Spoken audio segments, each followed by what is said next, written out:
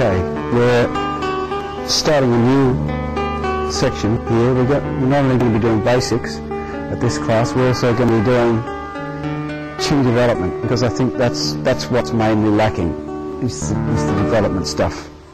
Because most of you came to me from someone else, and I never had time basically to go back over basics and do all the proper chi development stuff.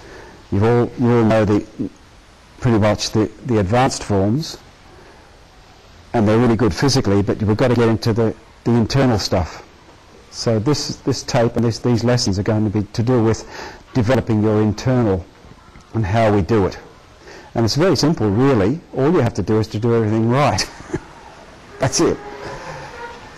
Two main ways we develop the chi, or the internal, is through form, obviously, and doing it correctly.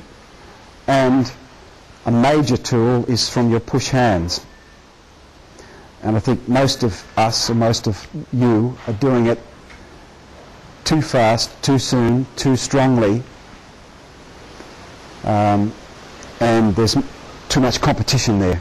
So you're not getting the internal development. You're getting the external stuff okay, but you're not getting the internal stuff. And of course, without the internal, then we might as well all be doing karate or something else like that.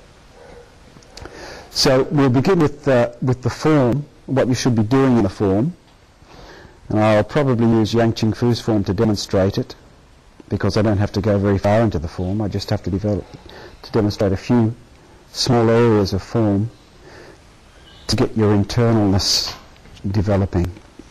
And you also must remember that I spent at least, I should have spent longer myself, but I spent at least a year just learning the form for starters, and then it was practicing every morning and every afternoon and every midday for whenever I could. And it was always at least, the very least was 2 hours in every morning and 2 hours every afternoon when I came home from work. And then I would do it in my lunch hour and also in my breaks. Any break I had, I'd nip into the toilet and do some qigong or something like that. Did you have to stand on the seat? Did I have to sit on the seat? No, I sit slightly above it, you know. Because when you do qigong, you always feel like doing, something. So you were there already. It was just boom, So trouble is, it gets all dry and you have to, wash it later. So I'll be using the form, and it's in particular push hands. Push hands has to be done in a way to develop your internal. It must never be just gone into trying to push each other over. You must be strong. You must have power, of course. You mustn't just. That's as bad as doing it strong. I think being the aggressive teaches you a little bit about the physicalness of it, but it doesn't teach you anything about the internal. Being so super soft that you're like this doesn't teach you anything. It doesn't teach you any physicalness or internalness. So we're starting with the form. The very first thing is, this is the reason you'll see most Yang style forms, they start like this, don't they?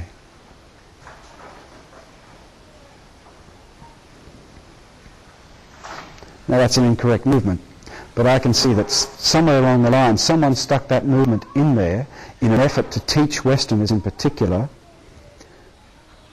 chi development, or about the internal, or how to gain the internal from a form, because that is the most important move. The old classic says, if you know the preparation, you know Tai Chi. So you must learn that very first movement first to begin with. Otherwise, all of the other movements in the form are wasted. You might as well not do them. You might as well go and do Shaolin or some Kung Fu form, hard Kung Fu form. And that's why people put this move in, because that's the most important thing, is the sinking to begin with. And that's what a lot of people are missing, is simply the sinking, or in European and American terms, not Australian terms, the rooting. So this move here is actually incorrect, doing it like that. However, it's more correct mentally doing it this way, although you shouldn't be doing it that way physically. But as I said, some instructors from way back put that move in to try and help Westerners to understand what sinking is. because there's no Chinese translation for whatever the word for sinking is. We just know it as sinking. And it's not so much a physical sinking, but if Westerners can do this